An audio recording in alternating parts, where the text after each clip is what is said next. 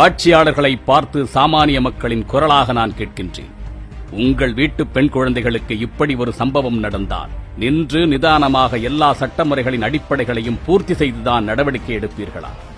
சட்டமும் நீதியும் மக்களுக்காகவே தவிர சட்டத்திற்காக மக்கள் அல்ல. பெண்களுக்கு எதிராக, பெண் குழந்தைகளுக்கு எதிராக ஒரு பெரும் கொடுமை நிகழ்த்தப்படுகின்றது. தவறு செய்தவர்கள் இவர்கள்தான் என்று நன்றாக தெரிகின்றது. இத்தகைய சூழ்நிலையில் பாதிக்கப்பட்டவர்களின் ரத்தம் தோய்ந்த கரைகள் காய்வதற்கு முன்பாக அங்கு நீதி நிலைநாட்டப்பட்டிருக்க வேண்டும். கொடுக்கப்படும் தண்டனைகளின் மூலமாக அவர்களின் கண்ணீருக்கான ஆறுதல் உறுதி செய்யப்பட்டிருக்க வேண்டும். ஆனால் இது எந்த ஆட்சியிலும் நடப்பதே இல்லையே. ஏன்? உரிமைக்காக போராடியவர்கள் எல்லாம் காக்கை குருவிகளைப் போன்று சுட்டுத் தள்ளப்பட்டிருக்கின்றார்கள். எத்தனையோ காரணங்களுக்காக என்கவுண்டர்கள் நிகழ்த்தப்படுகின்றது. பனைமரத்தில் ஏறியதற்காக சுடப்பட்டிருக்கின்றார்கள். ஆனால் பெண்களுக்கும் பெண் குழந்தைகளுக்கும் எதிராக நிகழ்த்தப்படுகின்ற அநீதியைக் கண்டு ஏன் அரசும் அரசு ஆள்பவர்களும் பொங்கி எழாமல் நமத்து போய்விடுகின்றார்கள்? உங்கள் ஆட்சிக்கு அவப்பெயர் வந்துவிடக் கூடாது என்பதற்காக மூடி மூடி வைத்து அடைகாக்கின்றீர்களா? அரசும் ஆட்சி அதிகாரமும் உங்கள் கையில் இருக்கின்றது. இந்த கொடுமைக்கு எதிராக உயரும் உங்களது கரங்களை பார்த்து பெண்களுக்கும் பெண் குழந்தைகளுக்கும் எதிராக தவறு செய்யலாம் என்ற எண்ணம் ஒருவனின் கனவில் கூட வரக்கூடாது. அப்படிப்பட்ட நடவடிக்கைகளை ஒரு அரசு எடுக்க வேண்டும். தண்டனைகள் கடுமையானால் தான் தவறுகள் குறையும் என்பது ஒரு சாமானியனுக்கு, ஒரு படிக்காதவனுக்கு கூட தெரிகின்றது. ஆனால் அரசாள்பவர்களுக்கும் ஆட்சியாளர்களுக்கு மட்டும் ஏன் தெரிவதே இல்லை? 6ஆம் வகுப்பு படிக்கின்ற ஒரு பெண் குழந்தையின் தந்தை கண்ணீரோடு கூறுகின்றார், பயமா இருக்குங்க ஐயா.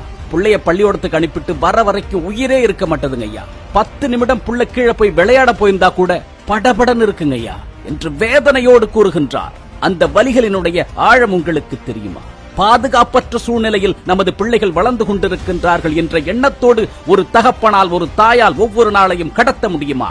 நீங்கள் எல்லாம் மிக பாதுகாப்பாக இருக்கின்றீர்கள். அதனால் இது போன்ற சம்பவங்கள் நமக்கிடையே நிகழாது என்ற தைரியத்தில் தான் இப்படி இருந்து விடுகின்றீர்களா? ஒரு குடிமகனுக்கு அரசு கொடுக்க வேண்டிய அடிப்படையான தேவை பாதுகாப்பு. ஆனால் மீண்டும் மீண்டும் இந்த பெண் குழந்தைகளுக்கு எதிராகவும் பெண்களுக்கு எதிராகவும் நடத்தப்படுகின்ற அநீதிகள் தொடர்ந்து கொண்டே இருக்கின்றது. இதற்கு ஒரு மாற்றமே கிடையாதா? இதற்கு முன்பு ஆட்சி செய்தவர்களும் இப்படிதான் இருந்தார்கள்.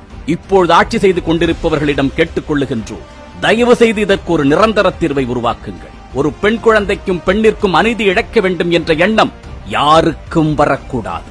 அதற்கு என்ன செய்ய வேண்டுமோ அதை சிந்தனை செய்யுங்கள். அதற்கு திட்டமிடுங்கள். அதை தேவைப்பட்டால் சட்டமாக இயற்றுங்கள். உங்களுக்கு தெரியாதது என்று எதுவும் கிடையாது.